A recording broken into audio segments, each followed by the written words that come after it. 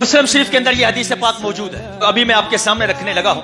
आका करीम अलैहिस्सलातु वस्सलाम का ये फरमान हजरत अबू हुरैरा इसके रावी है। मुस्लिम शरीफ के अंदर हदीस नंबर है 2832। हकीकत ईमान क्या है?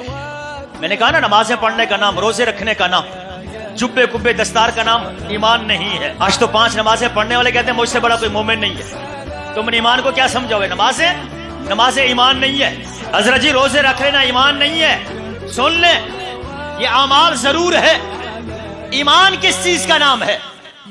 मेरे आका करीम अलैहिस्सलातु वस्सलाम ने इरशाद फरमाया, सुने जरा हकीकत ईमान के। हजरत अबू हुरैरा इसके रावी, अन्ना रसूलुल्लाह सल्लल्लाहु अलैहि वसल्लम, आका ने इरशाद फरमाया कि उसको 7 मुबारकें जिन्होंने बिन देखे ईमान लाए।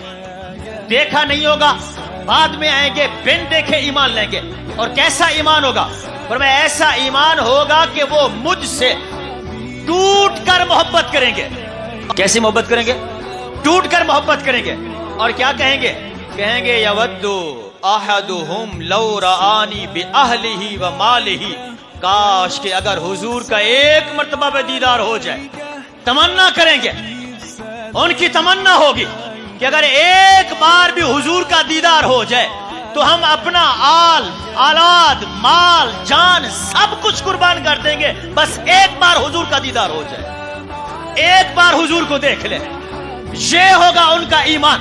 तो कहा इश्क मुस्तफा ये ईमान की हकीकत है।